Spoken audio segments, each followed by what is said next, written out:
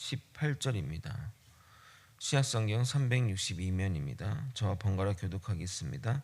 율법은 장차 올 좋은 일의 그림자일 뿐이요 참 형상이 아니므로 해마다 늘 드리는 같은 제사로는 나오는 자들을 언제나 온전하게 할 수 없느니라.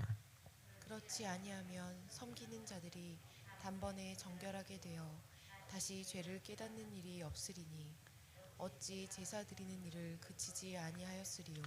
그러나 이 제사들에는 해마다 죄를 기억하게 하는 것이 있나니 이는 황소와 염소의 피가 능히 죄를 없이 하지 못함이라. 그러므로 주께서 세상에 임하실 때에 이르시되 하나님이 제사와 예물을 원하지 아니하시고 오직 나를 위하여 한 몸을 예비하셨도다.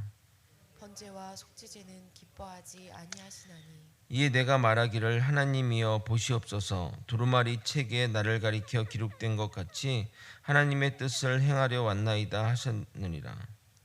위에 말씀하시기를 주께서는 제사와 예물과 번제와 속죄제는 원하지도 아니하고 기뻐하지도 아니하신다 하셨고 이는 다 율법을 따라 드리는 것이라. 그 후에 말씀하시기를 보시옵소서 내가 하나님의 뜻을 행하려 왔나이다 하셨으니 그 첫째 것을 폐하심은 둘째 것을 세우려 하심이라. 이 뜻을 따라 예수 그리스도의 몸을 단번에 드리심으로 말미암아 우리가 거룩함을 얻었노라. 제사장마다 매일 서서 섬기며 자주 같은 제사를 드리되 이 제사는 언제나 죄를 없게 하지 못하거니와 오직 그리스도는 죄를 위하여 한 영원한 제사를 드리시고 하나님 우편에 앉으사 그 후에 자기 원수들을 자기 발등상이 되게 하실 때까지 기다리시나니 그가 거룩하게 된 자들을 한 번의 제사로 영원히 온전하게 하셨느니라. 또한 성령이 우리에게 증언하시되 주께서 이르시되 그날 후로는 그들과 맺을 언약이 이것이라 하시고 내 법을 그들의 마음에 두고 그들의 생각에 기록하리라 하신 후에 또 그들이 죄와 그들의 불법을 내가 다시 기억하지 아니하리라 하셨으니 이것들을 사하셨은즉 즉 다시 죄를 위하여 제사 드릴 것이 없느니라. 아멘. 지난 금요일 설교를 통해서 이단들이 어떻게 성경을 해석하고 또 그 성경을 이용하여 성도들을 미혹하는지 보셨습니다. 전체적인 문맥적 의미와 단어의 원어적 의미와 상관없이 자신이 원하는 성경 구절을 뽑아 자신의 논리에 사용하게 되면 어떤 본문도 가능하다는 것을 명심하고 항상 성경을 해석할 때는 전체 성경, 신구약 성경 전체가 무엇이라고 하는가, 또 오늘 본문에서는 또 이 히브리서 본문에서는 무엇이라고 하는가 살펴서 성경 해석을 해야 됩니다. 예수님이 아무 때나 올 수 있다는 게 어디 전체 성경에 어디 나와 있습니까? 전체 성경에는 없는데 자기네들이 이렇게 이 구절로 이용하던 것들 꼭 명심하시기 바랍니다. 베드로후서 1장 20절입니다. 먼저 알 것은 성경의 모든 예언은 사사로이 풀 것이 아니니 표준 세번역은 더 정확하게 표현되어 있습니다. 여러분 무엇보다 먼저 알아야 할 것은 이것입니다. 아무도 성경의 모든 예언을 제멋대로 해석해서는 안 됩니다. 자화자찬으로 들릴 수 있지만 정식 교단에서 정식 신학교를 나온 목회자를 통해 배워야 안전하다고 할 수 있습니다. 성경 전체가 무엇이라고 하는가는 앞으로 주일 오후에 함께할 손 목사님의 웨스트민스터 신앙 고백을 통해 자세히 배울 것입니다. 저도 그 시간을 기대하고 있는데 여러분도 그리고 온라인으로 듣는 여러분 모두가 빠짐없이 주일 오후로 예배를 집중하시길 부탁드립니다. 오늘 본문은 8장부터 이어온 옛 언약의 제사와 예수 그리스도의 새 언약의 제사 방식에 대한 최종 결론부입니다. 제가 설교일 때 말씀을 정리하겠습니다 이렇게 하지 않습니까? 그 내용을 정리하면서 결론을 내리는 부분입니다. 또한 이 본 단락은 동물 제사로 이루어지는 구약 제사의 불완전한 효력과 자기 몸을 속죄 제물로 드리는 그리스도 제사의 완전하고 영원한 효력을 서로 비교함으로써 그 본서 전체의 교리 부분이며 구약과 신약을 연결하신, 그래서 완성시킨 예수님의 각종 구약적 요소들, 뭐 제사장, 제사 방식, 제사물 뭐 이런 것들에 대한 비교 우위를 논증하는 본서 전반부를 마감하고 있습니다. 계속해서 이 내용이 좀 언급되고 또 중복되는 내용이 있어서 이제는 여러분이 설교할 수 있을 정도로 정말 이렇게 명확하게 제시됐겠지만, 또 오늘 알아야 될 부분들이 있으니까 다시 한번 또 말씀드려 보도록 하겠습니다. 먼저 1절부터 4절까지는 동물 제사의 불완전성을 이야기하고 있습니다. 그러면서 1절은 이렇게 시작되죠. 율법은 장차 올 좋은 일의 그림자일 뿐이요 참 형상이 아님으로 시작하고 있습니다. 왜 이단들이 또 자유주의 신앙을 가진 사람들이 히브리서를 잘 인용하는지를 요거 보면서 알겠더라고요. 그러니까 이 율법이라고 얘기를 하니까 그냥 율법 전체를 뭐 이렇게 얘기하는 것처럼 얘기하는데, 그게 아니라 율법 가운데 구약 제사, 그 구약 제사로 대표되는 그 율법이 그림자고 또 참 형상이 아니라는 그 표현을 얘기하는 겁니다. 그러니까 율법 안에 구약 제사가 있는 것이지 구약 제사가 율법을 다 대표하는 건 아니잖아요. 그렇죠? 근데 요 히브리 저자는 그를 그냥 구약 제사는 이렇게 했어야 되는데 율법이라고 표현하면서 비교의 선명성을 위해서 구약의 제사 대신 율법과 예수님을 1대1로 설명함으로써 마치 예수님이 오시는 것이 이 구약의 율법을 폐기하고 율법 전체로 버려지게 이해될 수 있게 썼다는 겁니다. 예를 들어 어떤 분이 이제 결혼에 대해서 이제 이야기를 하는데, 결혼 제도는 참 안 좋은 것 같아. 두 사람의 결합으로 끝나는 게 아니라 가족끼리의 결합이니까 둘만 좋다고 되는 것이 아니더라고 라고 했다면, 이 분은 결혼 전체가 나쁘다는 거야? 아니면 결혼 생활 가운데 이 시댁이나 뭐 처가 생활의 어려움을 이야기하는 건가요? 후자죠. 그것의 어려움을 이야기하는 거죠. 그럼 이 표현을 가지고 결혼은 하면 안 되겠구나. 결혼은 못할 짓이구나 라고 해석해서는 문제가 있다는 겁니다. 자, 알아들으셨죠? 그래서 본문의 이야기는 구약의 율법을 다 무시하고 사라질 것이라 이야기하는 것이 아니라 구약 율법 가운데 제사 제도를 통한, 그러니까 구약의 제사 제도를 통한 속죄가 그림자이기 때문에 향후 진짜로 대체될 것을 얘기하는데, 그 대체될 게 바로 예수 그리스도의 자기 속죄물로 인한 그 제사 방식을 이야기하는 겁니다. 근데 히브리서 이 저자는 그냥 율법이라고 딱 얘기를 했던 거죠. 그러니까 이것들을 자세히 이해하려면 어떻게 돼요? 전체 문맥적인 내용을 읽어봐야만 아는 겁니다. 요것만 딱 해서 이거 봐라, 히브리서의 율법은 그림자고 쓸데없으니까 율법은 다 폐기돼야 된다. 우리가 뭐 어떤 율법에 대한 모든 내용들 그냥 다 모든 것들이 다 폐기된다. 이렇게 되면 이제 문제가 있는 거죠.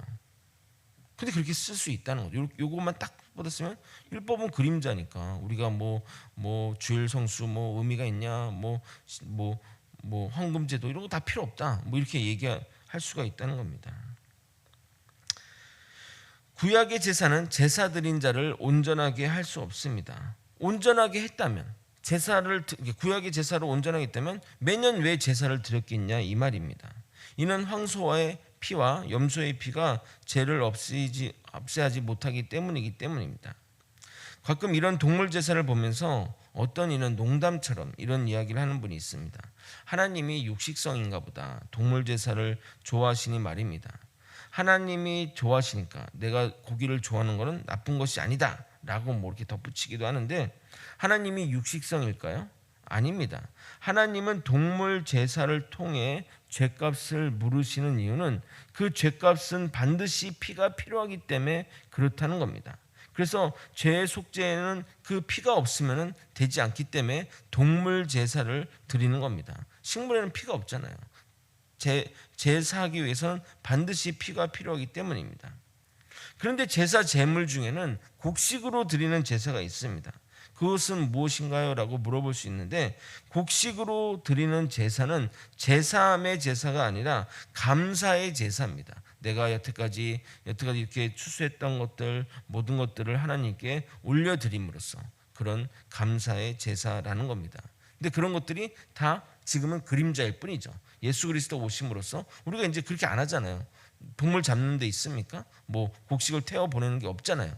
그게 왜냐하면 완성이 됐기 때문에 안 한다는 겁니다. 그러니까 율법이 폐기된 게 아니라 그 구약 제사 방식이 이제는 더 이상 할 필요가 없게 된다는 겁니다. 그리고 5절 6절에 보게 되면 예수님 하나님 자체가 그런 제사 자체를 좋아한다고 얘기하지 않습니다. 그러므로 주께서 세상에 임하실 때 이르시되 하나님이 제사와 예물을 원하지 아니하시고 오직 나를 위하여 한 몸을 예비하셨도다. 번제와 속죄제는 기뻐하지 아니하시나니. 그러니까 하나님이 내려와서 동물 타는 냄새를 맡고 배불러 하시는 분이 아니라는 겁니다. 그러면 이런 생각이 들죠. 왜 그럼 동물 제사를 왜 하나님이 하라고 했을까? 하나님이 원하시는 것도 아니고.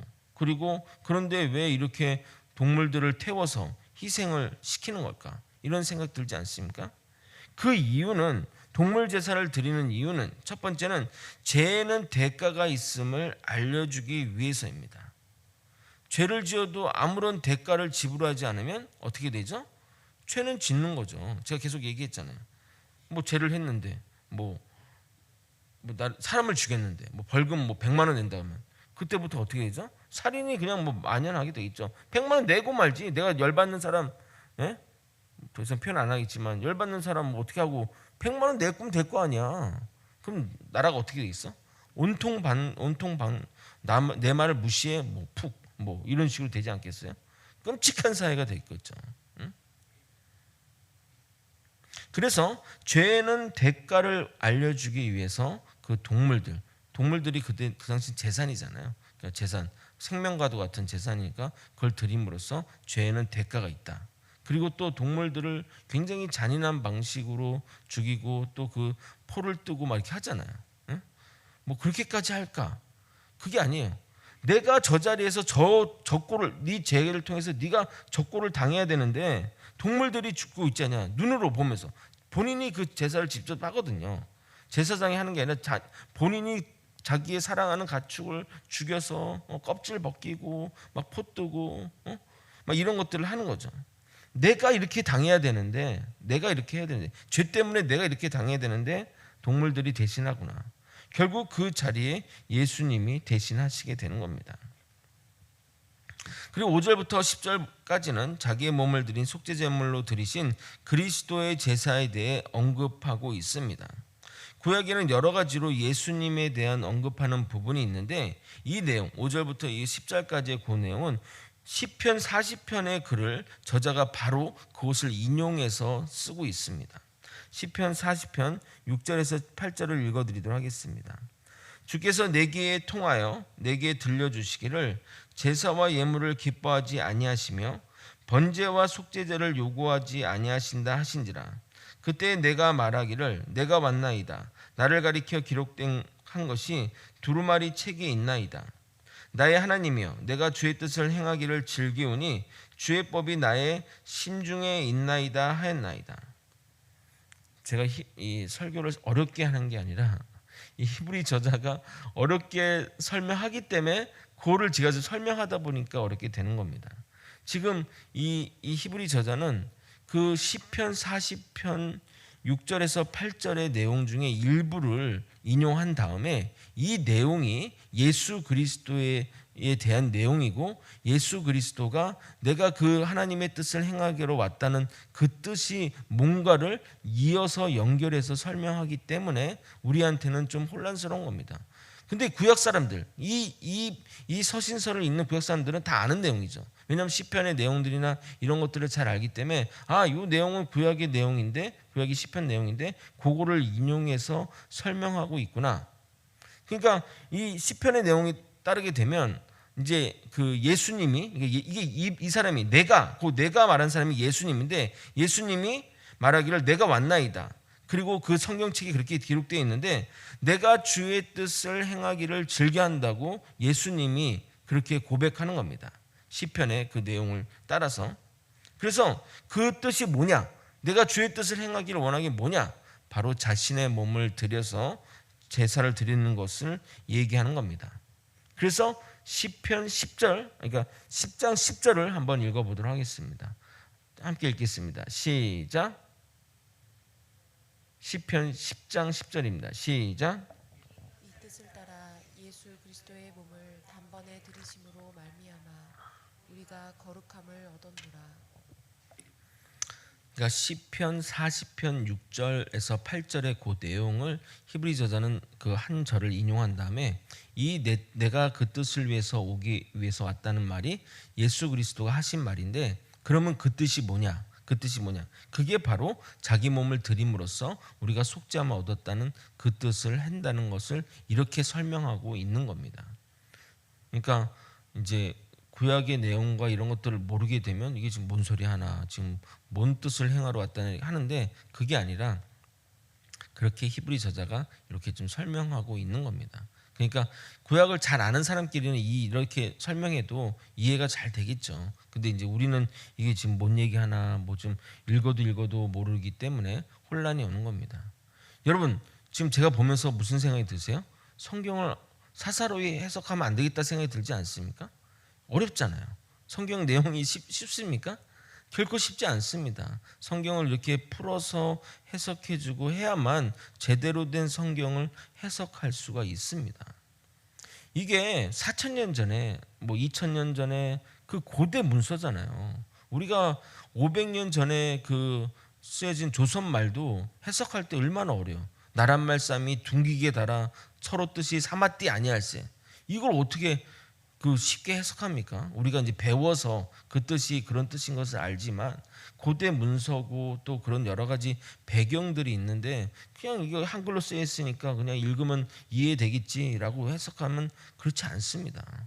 예. 성경은 이렇게 어떤 성경에 대해서 해석해주고 또 가르쳐주는 사람들이 반드시 존재해야 됩니다. 그렇지 않기 때문에 이단들이 이렇게 장난치고 또 잘못 해석하고 자기 뜻대로 해석하고 이런 일들이 벌어지는 겁니다. 그래서 우리 2022년 주제처럼 하나님을 알아야 돼요. 잘 알아야 여러분이 미혹되지 않고 제대로 된 신앙생활을 할 수 있는 거죠. 특히 이제 이단들이 이제 뭐 이런 시골이나 어떤 이런 사람 하면 이제 많이 이렇게 잘 모르는 것들을 이용해서 사람들을 이렇게 많이 미혹합니다. 제가 대표적으로 하나님의 교회 얘기했잖아요. 그 정말 그건 특이한 종교인데 지방에서부터 이렇게 올라와가지고 서울로 올라온 종교예요. 지방에 이제 어르신들 잘 뭐 하니까 막 그렇게 막 얘기하니까 그런가 보다 생각하면서 이렇게 믿어온 종교들이 그렇다는 겁니다. 지금 저자는 시편 40편을 인용하여 예수님의 제사상 사역을 연결하고 있습니다. 이러한 성경의 기록과 말씀을 보면 시공을 초월해서 성경이 기록되어 있다는 생각이 듭니다. 그러므로 성경은 단편적으로 해석하면 안 되고 통전적으로 성경 전체적으로 이해되어야 되는 이유가 여기에 있습니다. 성경 해석을 할 때 주의할 사항은 아무 구절이나 가져다가 적용해서는 안 됩니다. 성경의 바른 해석은 성경으로 증명된 것만 가능합니다. 그래서 여러분, 정경이 중요한 것입니다. 정경으로 확정된 것만 우리가 성경으로 인정해야 하고 다른 어떤 것을 덧붙이거나 떼어내서는 안 됩니다. 구약의 단편화된 말씀을 신약의 히브리서가 인용함으로써 그 성경 구절이 예수님에 대한 기록임을 받을 수 있는 거지, 이유도 없이 그냥 아무거나 성경 구절을 이렇게 이것이 예수에 대한 표현이다 라고 해서는 안 된다는 겁니다. 요한계시록 마지막 절은 이렇게 표현되어 있습니다. 굉장히 무섭게 표현되어 있습니다. 요한계시록 22장 18절 19절입니다. 내가 이 두루마리 예언의 말씀을 듣는 모든 사람에게 증언하노니 만일 누구든지 이것 외에 더하면 하나님이 이 두루마리에 기록된 재앙들을 그에게 더하실 것이요, 만일 누구든지 이 두루마리 예언의 말씀을 제하여 버리면 하나님이 이 두루마리에 기록된 생명나무와 및 거룩한 성의 참여함을 제하여 버리시라. 그러니까 성경 외에 없던 내용들을 막 첨가해가지고 하거나 또는 뭐 성경 내용을 임의로 삭제해서는 안 된다는 겁니다. 그렇게 하는 자는 생명나무에 제하여 버림으로써 굉장히 구원에서 하나님이 없애게 했다고 강력하게 이야기하고 있습니다. 성경을 제멋대로 해석하는 것과 똑같은 거예요. 자기가 자기 마음대로 임의적으로 해석한 자들은 결코 구원을 받을 수 없다는 겁니다. 그러니까 이단에 빠진 자들도 하나님 열심히 믿는데요, 아니요, 그 자들은 그렇게 믿고 그렇게 살고 있기 때문에 결코 구원에 이를 수가 없습니다. 절대 그런 미혹에 빠지지 않기를 위해서는 어떻게 해야 된다? 예방주사밖에 없다. 예방주사밖에 없다. 빠지게 되면 그들은 성경을 가르치는 게 아니라 성경을 바라보는 관점을 가르치기 때문에 절대 빠져나올 수가 없어요. 한번 거기에 빠지면 끝이에요. 그냥 그 성경 바라보는 관점을 그냥 딱 고정해 버리니까. 우리가 뭐 안경을 이렇게 셀로판지 이렇게 붙여가지고 붙이면 다 빨간색으로 보일 거 아니에요. 그 안경을 벗기 전에는 하는데 안경을 못 벗죠. 그런 관념이 딱 박혀버리니까. 이제 11절부터 18절까지는 그리스도의 제사는 더 이상 제사가 불필요하게 된 완전하고 영원한 제사임을 말하고 있습니다. 그래서 이 11절과 18절은 본서의 핵심 중에 핵심이라 할 수 있으며 지금까지 지속해서 이야기해왔던 구약적 요소들에 근거한 예수님의 우월성에 대한 논증의 결론이라고 할 수 있습니다. 여기에는 저자는 더 이상의 제사를 필요 없게 만들어버린 완전하고 영원한 그리스도 제사에 대해 간략하게 서술하고 있습니다. 조금 어려운 내용이지만 좀 천천히 또 짚어보도록 하겠습니다. 왜 예수님의 죽으심이 완전하고 영원한 것일까요? 너무도 당연한 질문이고 너무도 당연한 답이 나올 것 같지만 여기에 중요한 깨달음이 있습니다. 첫 번째는 그 제물이 예수님이기 때문입니다. 예수님이 제물이 되시고 예수님이 대제사장으로 드렸기 때문에 완전하고 영원한 제사라고 보는 겁니다. 제물로 드리신 예수님은 죄 오염이 전혀 없는 완전하게 무음하고 무죄이신 제물이시고, 그리고 우리와 똑같이 시험을 받으셨는데 죄가 없는 유일한 분이시기 때문입니다. 그래서 하나님이 기뻐 받을 수 있으신다는 겁니다. 그러니까 제물도 죄가 없는데 제물을 드리는 제사장도 죄가 없다는 겁니다. 근데 인간이 드리는 구약의 제사는 뭐죠? 그 제사장이 죄가 있잖아요. 죄를 속죄한 것뿐이지 죄가 있는 존재잖아요. 그리고 동물의 피로서는 인간의 죄를 속죄할 수 없잖아요. 그러니까 제물도 완전 불완전하고 대제사장들도 불완전하기 때문에 불완전한데, 이 예수님이 대제사장으로 드리는 자신의 제물이 왜 완전하고 영원하냐면 제물도 죄가 없으시고 제물을 드리는 대제사장도 죄가 없으시기 때문에 완전하고 영원하다는 겁니다. 즉 그 내용을 그렇게 설명하고 있다는 겁니다. 그리고 두 번째, 예수님의 희생 때문입니다. 원수를 사랑하시는 완벽한 사랑을 십자가에서 보여주셨기 때문입니다.